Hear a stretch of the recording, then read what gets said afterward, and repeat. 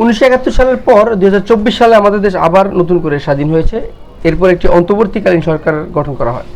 এই সরকারের প্রধান ডক্টর মোহাম্মদ ইউনূস ইতিমধ্যে বারবার বলে আসছেন বলতে তিনি করিয়ে দেখার চেষ্টা করছেন যে রাষ্ট্রটাকে সংস্কার করবে।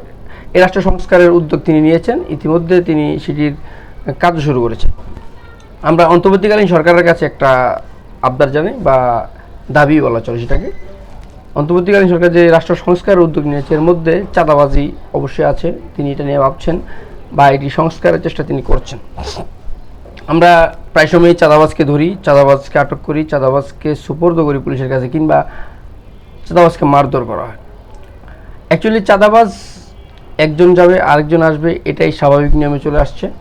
আমরা মূল কাজ কিন্তু করছি না। মূল কাজ হচ্ছে চাঁদাবাজ পরিবর্তন হতে পারে, কিন্তু চাঁদার স্থান কিন্তু পরিবর্তন হচ্ছে না। যদি স্থানই না থাকে তাহলে চাঁদাবাজ পরিবর্তন হওয়ার কোনো সম্ভাবনা থাকবে না।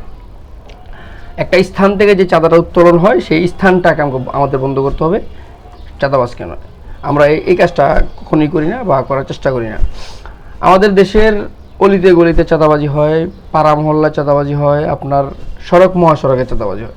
সেটা হচ্ছে অস্থায়ী দোকানপাট বসিয়ে সেটাকে বিভিন্নভাবে বিভিন্ন নেতৃবৃন্দ চাঁদাটা নেন। আমরা ইতিপূর্বে যা দেখে আসছি। সবেমাত্র একটা সরকার গেল, সেই সরকার তো চাঁদাবাজির একটা মহা উৎসব পালন করতেন। এখন নতুন সরকার অন্তর্বর্তীকালীন এরা সংস্কারের চেষ্টা করছে। আমরা অন্তর্বর্তীকালীন সরকার প্রধানের কাছে একটা আহ্বান করি যে চাঁদার উৎসটা যেখান থেকে আসে ওইটা বন্ধ করা হোক। যখন যেমন হতে পারে যে বাজারের যে অস্থায়ী দোকানগুলা, হতে পারে মহাসড়কের পাশের ফুটপাতের দোকানগুলো, হতে পারে অলিগলির যে দোকানগুলো, এতে কি হয় যে চাঁদাবাজ নির্মূল করা সহজ হবে। আমরা একটা গ্রুপকে চাঁদাবাজকে নির্মূল করলাম আর একটা গ্রুপ দাঁড়িয়ে যাবে, এটা হয়ে আসছে। তো আমরা এমন একটা আহ্বান করতে চাই যে অন্তর্বর্তীকালীন সরকার এমন একটা উদ্যোগ নেই যে উদ্যোগটা হবে চাঁদাবাজ একেবারেই চাঁদা যে স্থান থেকে নেবেন সেই স্থানটা থাকবে না। বিশেষ করে সরকারি জায়গাতে বেশি স্থাপনা তৈরি হয়, এই স্থাপনাগুলো পরিষ্কার করে পরিচ্ছন্ন করে সেটাতে সুন্দর একটা পরিবেশ তৈরি করার জন্য অন্তত গাছ লাগানো যায়। গাছ লাগিয়ে সেটা পরিবেশটা সুন্দর করতে হয়, কিন্তু আমাদের দেশে সেটা হয় না, ইতিপূর্বে এটা হয়ে আসেনি। চাঁদার অঙ্ক দিয়ে আমরা আসলে গণনা করলে দেশে বহু গুণ টাকা, মানে বহু কোটি কোটি টাকা চাঁদা হয়। বিশেষ করে আমি যদি আমাদের নারায়ণগঞ্জ অংশ বলি, বিভিন্ন অঞ্চলে বিভিন্ন পাড়া মহলায় চাঁদা উত্তোলন হয়, গলিতে গলিতে চাঁদা উত্তোলন হয়। আমার বাড়ির সামনে একটা পুল আছে, সে পুলের চাঁদা উত্তোলনের খালি পথ পরিবর্তন হয় বা মেন পরিবর্তন হয়, কিন্তু চাঁদা কিন্তু ঠিকই উত্তোলন হয়। সৌন্দর্য বর্ধনের জন্যে সরকার চেষ্টা করবে গাছপালা লাগিয়ে দেশটাকে অক্সিজেনের তৈরি, মানে গাছপালা থেকে তো অক্সিজেন আমরা জানি, অক্সিজেনটা আনার জন্য। কিন্তু আমাদের দেশে গাছপালা কেটে সেটাকে একটা দোকানপাট তোলার চেষ্টা করা হয়, সেখান থেকে একটা ছোটোখাটো ভ্যান গাড়ি বসানোর চেষ্টা, নানা রকমের চেষ্টা তারা করে। আমরা অন্তর্বর্তীকালীন সরকারের কাছে দাবি জানাই যে আপনারা চাঁদাবাজ নয়, চাঁদাবাজ আপনি নির্মূল করতে পারবেন না, কারণ একজন গেলে আরেকজন আসবে, এটাই দেশে চাঁদাবাজের সংখ্যা বেশি স্বাভাবিকভাবে। আপনারা চাঁদার স্থানটা এটা নির্মূলটা করেন, চাঁদার স্থানটা একেবারে বন্ধ করে দেন, যেখান থেকে উত্তোলনটা হয় সেটা বন্ধ করতে হবে, না হয় চাঁদা কখনোই বন্ধ হবে না। আর বিশেষ করে পরিবহন খাতের চাঁদাটা, এই চাঁদা তো আরে ভাই গতকালকেও যেটা দেখে আসলাম যে চাঁদা কিন্তু বন্ধ নাই, এক একজন এক একভাবে চাঁদা নেয়, হয়তো কৌশলে নেয়, কেউ লুকিয়ে নেয়, কেউ আগে নিত প্রকাশ্যে। তো প্রকাশ্যের জায়গাটা এখন বন্ধ হয়েছে, কিন্তু লুকিয়ে নেওয়া কিন্তু বন্ধ হয়নি। একটা গ্রুপ যাওয়ার পর আরেকটা গ্রুপ দাঁড়িয়ে গেছেন। তা আপনারা অন্তর্বর্তীকালীন সরকার একটা উদ্যোগ নেন চাঁদাবাজের বিরুদ্ধে। চাঁদাবাজটা হচ্ছে চাঁদাবাজের বিরুদ্ধে না, চাঁদাবাজের স্থানের বিরুদ্ধে।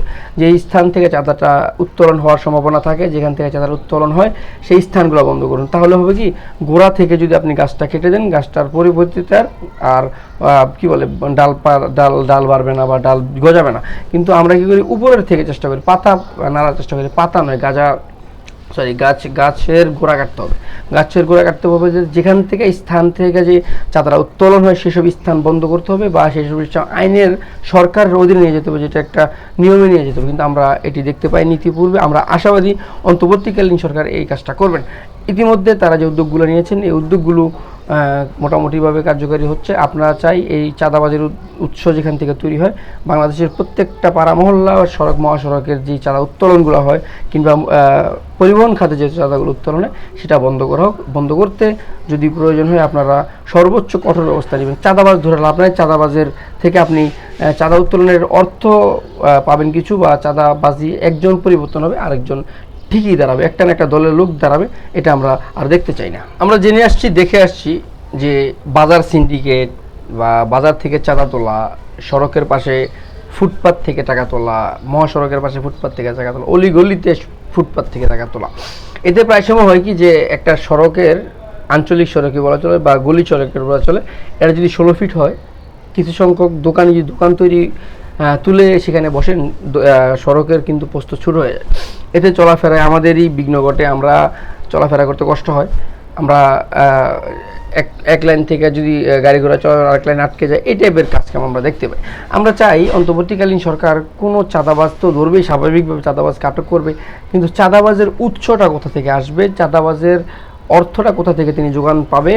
যেমন হতে পারে যে একটা বাজারের একটা সরকারি স্থাপনা কিংবা একটা সরকারি জায়গায় সেখানে বাজার তৈরি করে একটা গ্রুপ চাঁদা নিচ্ছেন, এটা বন্ধ করবে কীভাবে? এটা বন্ধ করতে হবে সরকারি স্থাপনা, যেহেতু সরকারের সম্পদ, সেখানে সরকারি যেই জায়গাগুলো, যে দোকানগুলো তারা তুলে থাকে, সেই দোকানগুলো বন্ধ করে তুলিয়ে দিয়ে সেটাকে সৌন্দর্য করার জন্য আপনি একটা কিছু গাছপালা বুনতে পারেন, আপনি একটা পার্কের মতো একটা সুন্দর জায়গা তৈরি করুন, যেখানে পোলাপান খেলাধুলা করতে পারে, কিশোররা খেলাধুলা করতে, এতে কি আমাদের সমাজের কাঠামো তৈরি হবে, নতুন করে একটা কাঠামো তৈরি হবে।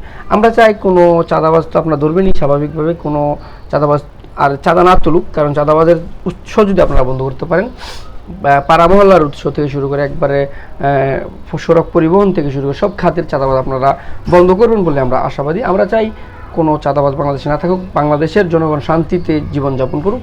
এতে আমরা আপনাদের প্রতি আরও আস্থা রাখবো, আমরা ভরসা করবো, আমরা মনে করবো যে আপনারা আমাদের দেশটাকে সুশৃঙ্খলভাবে সাজানোর লক্ষ্যে চাঁদাবাজ নির্মূল করবেন এবং চাঁদার স্থানগুলো আপনারা বন্ধ করবেন একেবারে, যাতে পরবর্তীতে কোনো সরকার আসলেও এই চাঁদাটা উত্তোলন করতে না পারে।